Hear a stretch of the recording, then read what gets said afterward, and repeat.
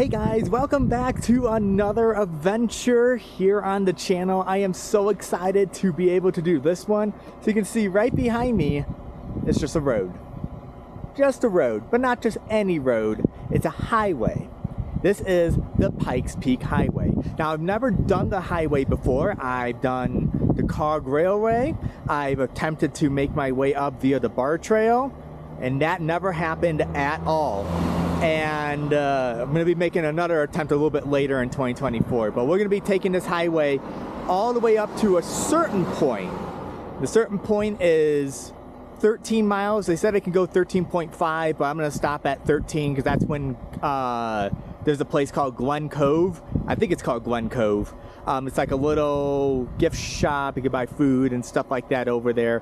The rest of the highway past that 13.5 miles is completely blocked off, only because there's just that much snow on a highway and at those much more higher elevations. So without further ado, enough of me talking, let's get going. I have a GoPro recording. I have this Insta360 too. It's gonna be a super fun time and I can't wait to see this beautiful highway and the beautiful scenery that's gonna be coming along. Welcome to America's Mountain, the Pikes Peak Highway.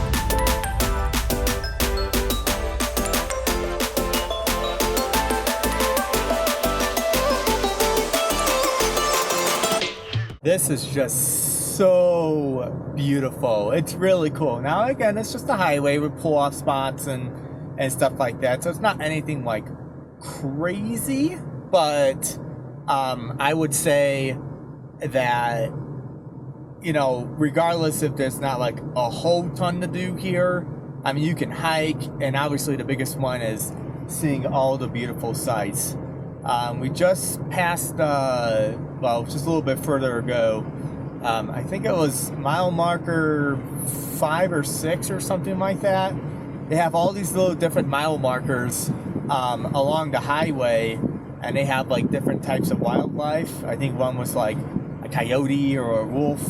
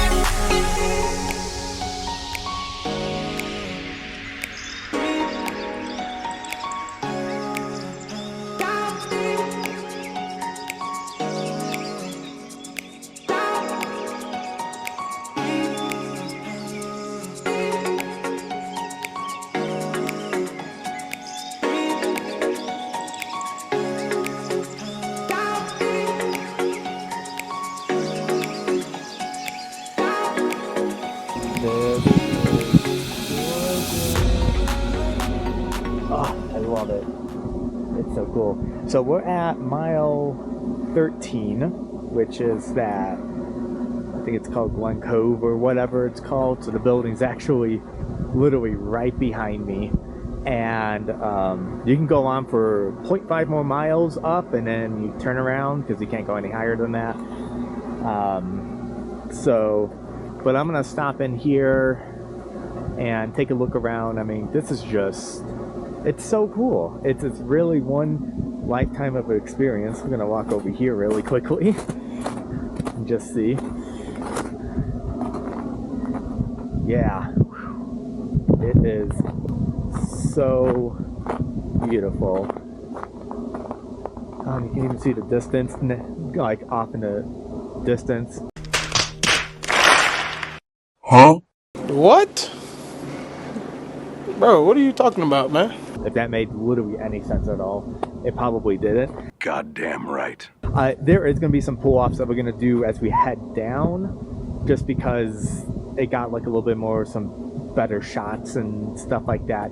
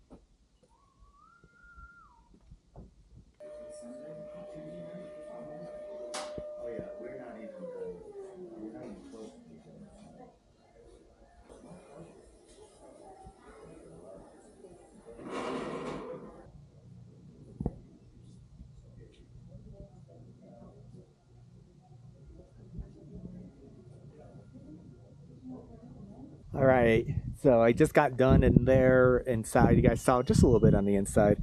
I got myself something. Here, let me show you guys. Check this out. Sasquatch, the Pike National Forest. There was also a sign too. I'll go ahead and replay that footage. There was a sign earlier that said Sasquatch Xing, basically. I thought that was really cool. All right, so right behind me, that is the toll booth right there. Well, not really toll booth. This is technically in the summertime brake check area. If you go all the way up to the summit and you come all the way down, they will check your brake temperatures right over there. They stop everyone. If your brakes are too hot, they make you pull in over here. We can go on 0.5 more miles up that way, and then we turn around and head back down.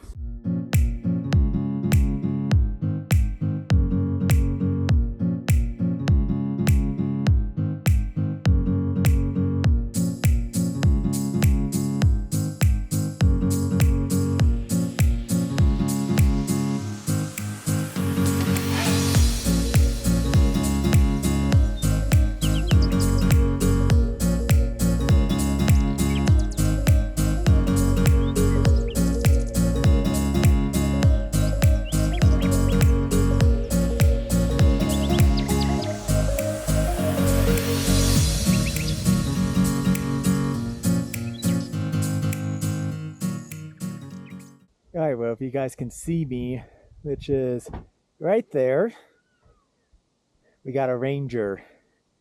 So this is the 13.5 miles that you can go maximum. And again, this will change depending on when you come to Pikes Peak.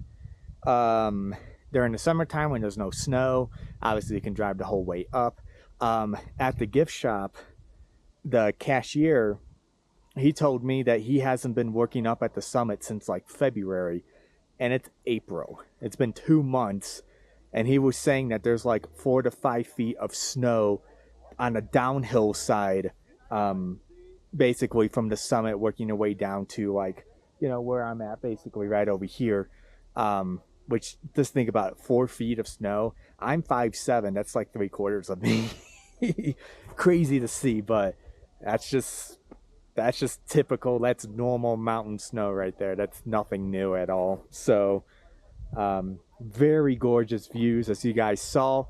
And I'm gonna pull out my phone and zoom in a little bit, but there's something right behind me. I don't know if you guys can see it, but it's a lot of wind blown over snow, so it creates like this little bit of like a ledge in a way. And I think the Colorado Avalanche Information Center, or CAIC, has mentioned that when you see stuff like that, there's like good probable cause of avalanches. I don't know too much about avalanches. I could be entirely wrong, but yeah, I'll zoom in on my phone. It's gonna be a little bit easier, but this is really cool. This is super cool, super beautiful, and this is a view. I love this. So I'm gonna get a couple more pictures, a little bit more B-roll, and then we'll go ahead and make our way back down. We'll do a couple more stops, and then that will be it. And I will close out this vlog when we get past and out of the toll booth before I go pick up my friend. So that's pretty much it.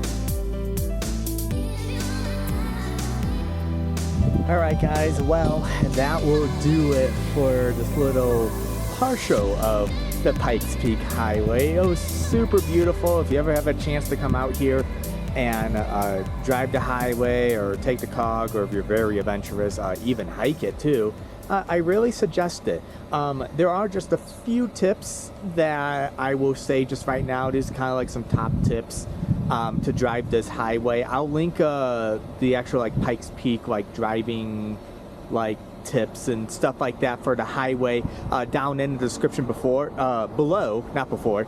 The very first thing, and probably the most number one thing, is know how to use low gear. Do not ride down on your brakes. Your brakes will get very high, and you did see over at mile 13 they had that brake check. and stuff, they will check your brakes to see what the temperatures are. So that's the biggest thing, is know how to use low gear in your car. The second thing is just take it slow. There's a ton of switchbacks, especially higher up than where I couldn't even go. The higher you go, especially when you get above the tree line, there's no guardrails. So if you get very scared of driving close to the edge, kind of have that fear, give the wheel to someone else. Really do, like, because the last thing you want to do is go off the mountain. If you do drive slow and there's a ton of people behind you, there's a lot of pull-off spots along the way. So just pull off to the side and just let some people be able to just pass you. Take it easy, enjoy, stay safe. But other than that, I am done with this little quick vlog, and I don't know how long it's gonna be. But until then, I will see you guys in the next adventure. Peace out.